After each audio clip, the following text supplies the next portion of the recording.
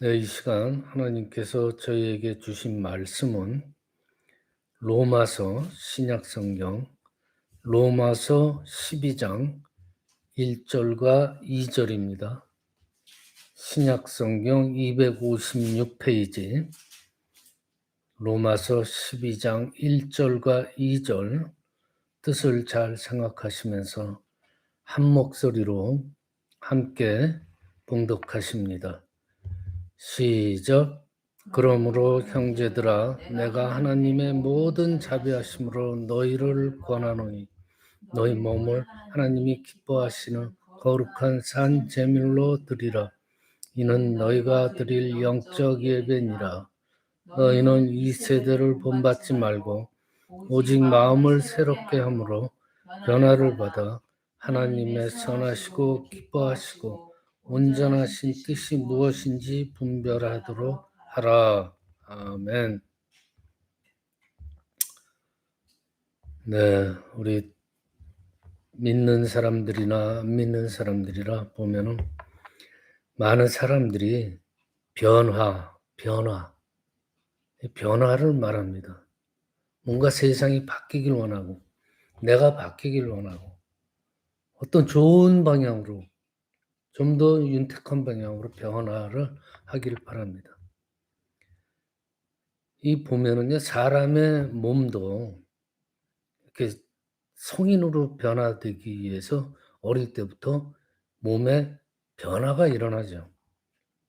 그러면서 고통도 따릅니다. 몸이 변하기 시작할 때 성장통도 있고 무릎통도 있고 하여튼 여러 가지 고통이 따라요. 변화에는.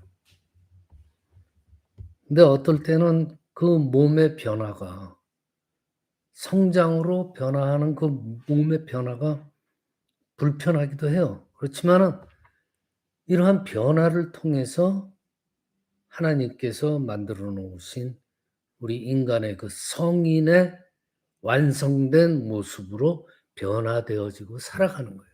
우리 몸도 그래요. 우리 믿는 사람들은요, 예수 그리스도를 믿음으로 변화되어야 되는 것도 그것과 같은 맥락이에요. 우리가 먼저 변화되어야 할 것 중에 하나는 우리의 몸이에요. 우리 이 몸의 용도가 바뀌는 거예요. 우리의 몸을 하나님께서 기뻐하시는 거룩한 산 제사로 드리라고 했어요. 오늘 본문에. 산 제사로 드려야 되는 거예요. 우리 몸. 용도가 제사용이에요, 제사. 그리고 오늘 본문에 보면은 그것이 우리의 드릴 영적 예배라고 하셨어요. 우리 몸을 산 제사로 드리는 게 그것이 영적 예배라는 거예요. 히라보로 이 몸이라는 건요, 소마라고 그래요. 소마라는 거는 단순히 이 외형적인 육신만 말하는 게 아니에요. 겉으로 보이는 몸이 그 전체 그걸 소마라고 그러지 않아요. 인격적인 몸과 마음, 사람의 그 전체를 말하는 게 소마예요. 그래서 그 몸을 통해서 이루어지는 모든 우리의 삶을 의미하는 것이 바로 소마예요. 우리의 몸은 하나님께 드려지는 산 제사의 용도라는 것이에요. 오늘 본문에. 그래서 우리의 삶 자체가 하나님께서 받으시는 예배가 되어야 함을 말씀하고 있는 거예요. 그렇다면은 과연 이 내 몸, 인격적인 내 몸, 이 몸이 과연 어떠한 삶에 익숙하게 살아가고 있나 한번 생각을 해봐야 돼요. 여러분들 변화받기 전의 상태는 뭐예요? 내 몸이 하나님을 섬기는 그러한 도구가 되는 것이 아니라 내 몸 자체를 섬기잖아요. 그렇죠? 그리고 내 몸 자체만을 위해서 살아오는 그런 삶을 사는 게 변화받기 전이에요. 하나님께 제사 드리고 예배 드리기 위해서 정말 제사용으로 헌물로 드려져야 되는데 그냥 오로지 내 몸과 육신과 안위함을 위해서 오히려 내 몸을 아예 섬기면서 그렇게 살아왔던 게 아닌가. 하나님은 둘째로 치고 우리의 육신적인 삶을 위해서 살아가는데 더 많은 관심과 시간을 보냈을 거예요. 무엇을 먹을까? 무엇을 입을까? 어떻게 하면은 내가 좀 편해질까?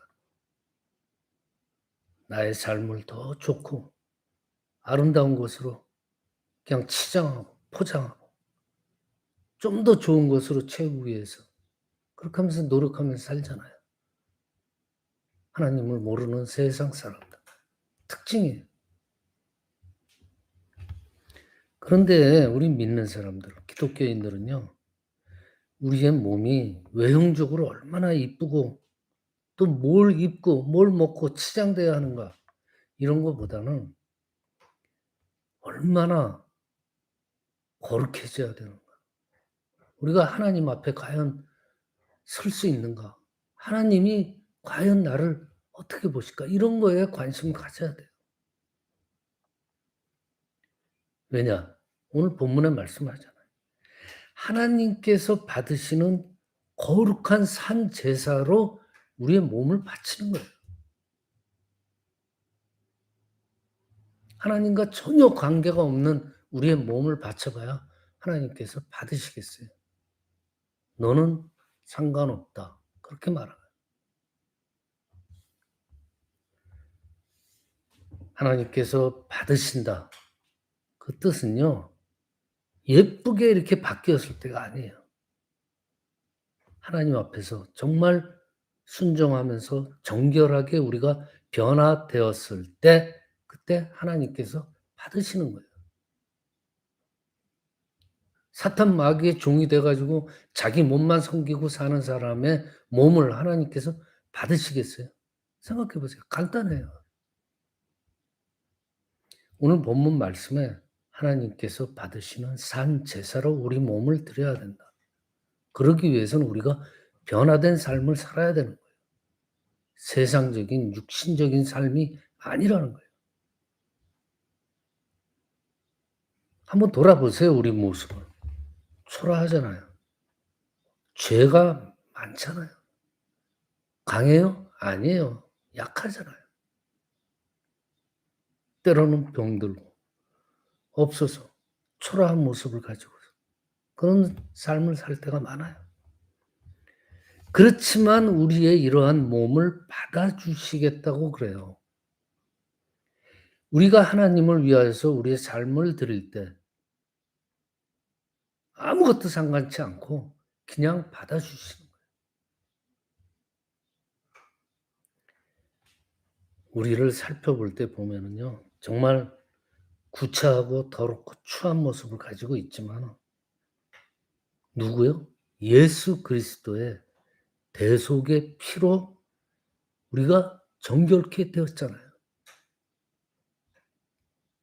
우리의 몸을 그 정결된 몸을 그 삶을 받으시겠다는 거예요.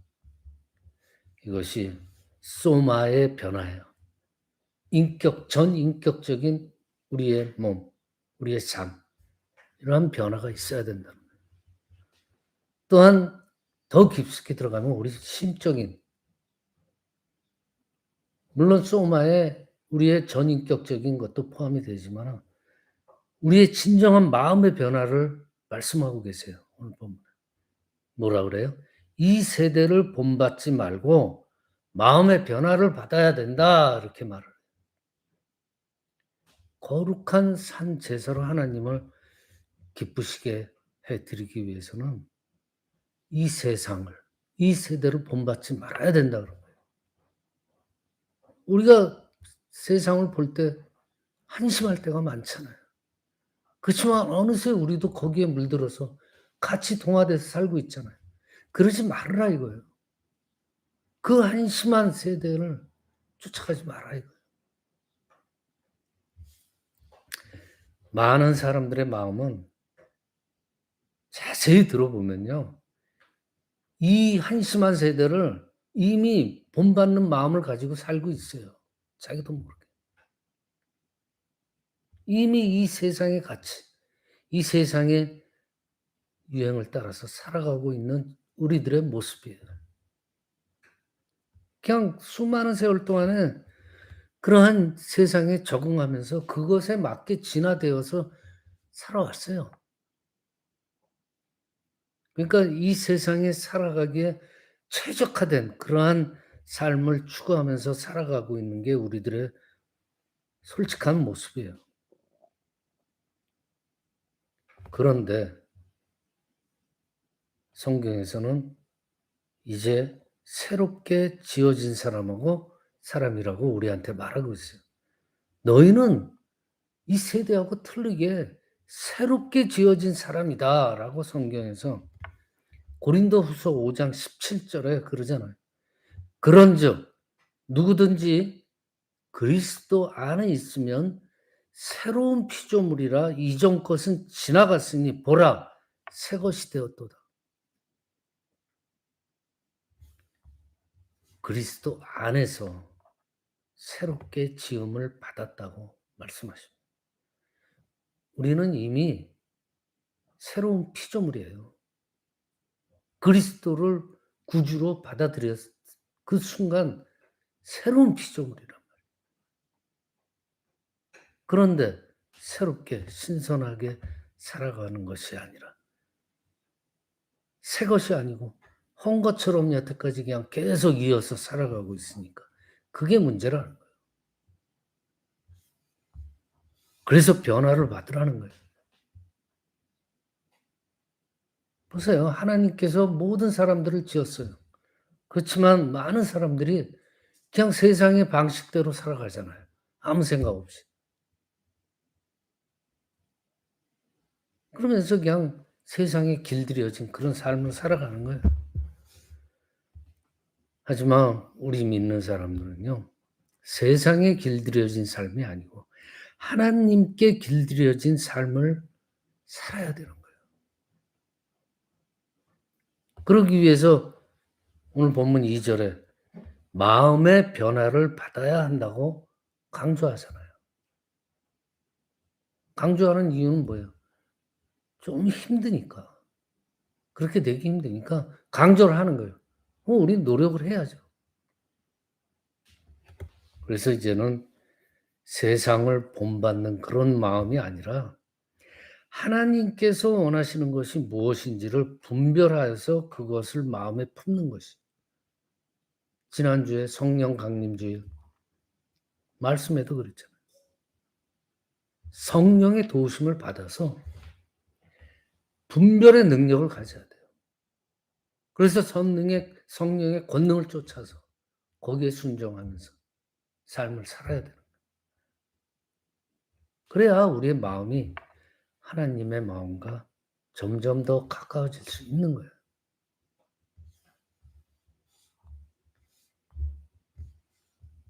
그래서 무엇에 관심을 가지라?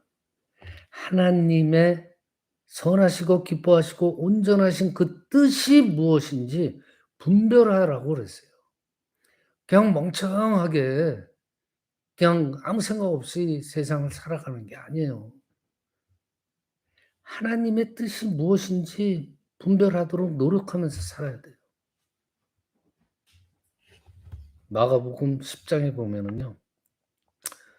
예수님께 한 사람이 달려와서 무릎을 꿇고 선한 선생님이여 하고 말하잖아요.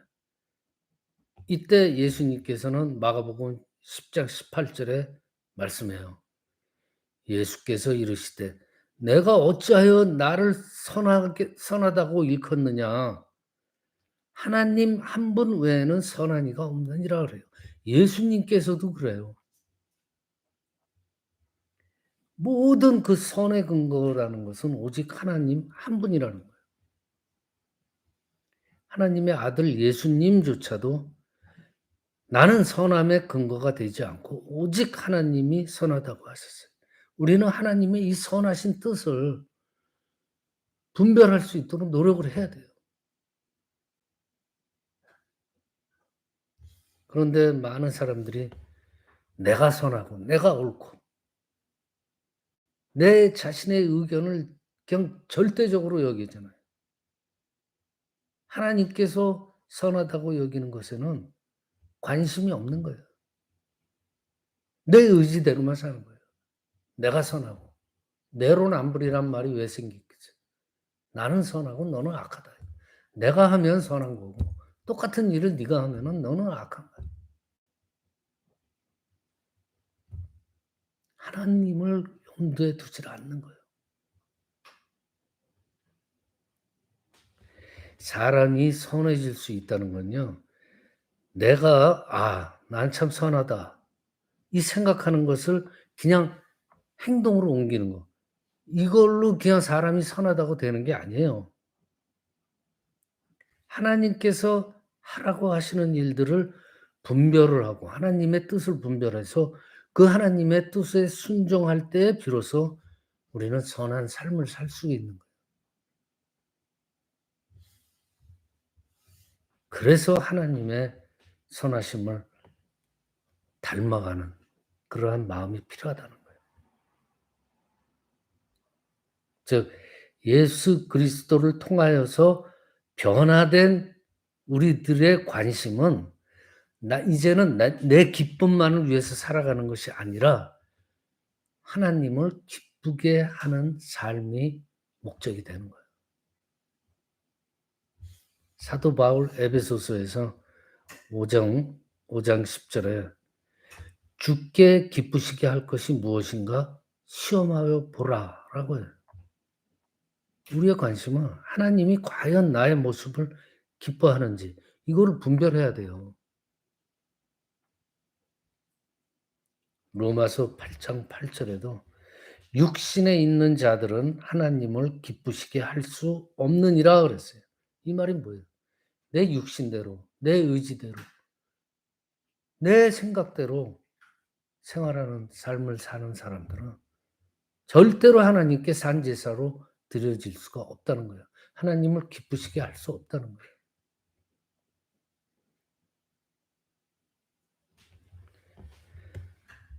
오히려 세상적으로는 별 볼 일 없고 그다지 뛰어나지 않더라도 하나님의 법에 순종하면서 살아가는 그 사람들을 하나님께서는 기뻐하신다.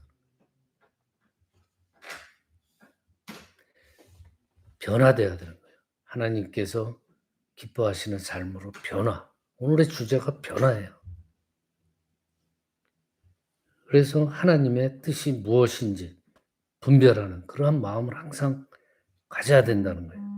사람들한테는요, 보면은 완벽한 사람들이 있잖아요. 완벽주의자. 근데 그것이 모든 사람들한테 또 다 있어요. 그런 완벽주의자와 같은 성향들이 있어요. 내가 계획한 모든 일들을 계획성 있게 착착착착 완벽하게 이루어지기를 바라요. 그리고 그러한 것들이 내 계획에 들어맞지 않는 일들이 있으면 어떻게 돼요? 좌절하고 바로 화를 내잖아요. 바로 힘들어하는 거예요. 우리가 하나님께 놓아야 될 것이 있어요. 우리의 뜻과 우리의 계획은 온전하지 않아요. 하나님 앞에요. 그걸 내려놔야 돼요.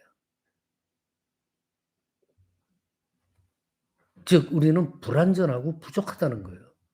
완전을 위해서 하나님께 매달려야 된다는 거예요. 내가 계획하고 내가 설정해 놓은 거기에 만약에 문제가 생기면 화만 나잖아요.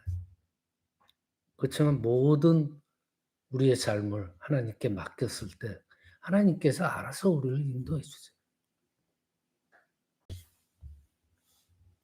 아무리 하찮은 일이라고 할지라도 하나님의 계획은 온전하다는 것을 우리는 성경을 통해서 많이 배웠잖아요. 그렇기 때문에 우리의 변화된 마음은 인간의 뜻을 쫓는 것이 아니라는 거예요. 우리의 변화라는. 하나님의 뜻이 온전하기 때문에 그걸 믿고 순종하는 삶. 이것이 우리 믿는 사람들의 변화된 삶이라는 거예요. 하나님께서 원하시는 것은요, 우리의 몸이 세상에 아름답다고 말하는 것으로 포장되는 것이 아니에요. 세상의 것을 벗어버리고 정결하게 돼 가지고 거룩한 산제사로 우리 몸을 하나님께로 드려야 된다는 거. 이것이 오늘 결론이에요. 그래서 오늘 본문에 나온 단어 영적 예배. 진정한 영적 예배를 우리가 드릴 수 있다. 이 하나님께서 우리를 산 제사로 받아주신다는 것은 이 자체가요, 우리한테는 너무나 큰 은혜예요. 그것을 알아야 돼요. 말씀을 마칩니다. 우리에게 변화, 오늘 본문에서 변화를 말씀하신다는 건요, 어떠한 말도 똑같냐면 하나님의 자비하심은 변화가 없어요. 일정하게 우리한테 자비를 베푸세요. 하나님은 선하시잖아요. 하나님은 온전하신 분이에요. 그러한 하나님께서 부족한 저하고 여러분들의 그 부족한 그러한 삶을 받아주시고 기뻐하시고자 바라고 계세요. 그걸 우리는 기억하면서 항상 하나님의 기쁨이 되는 변화된 삶이 되시는 저와 여러분이 되시기를 축원합니다.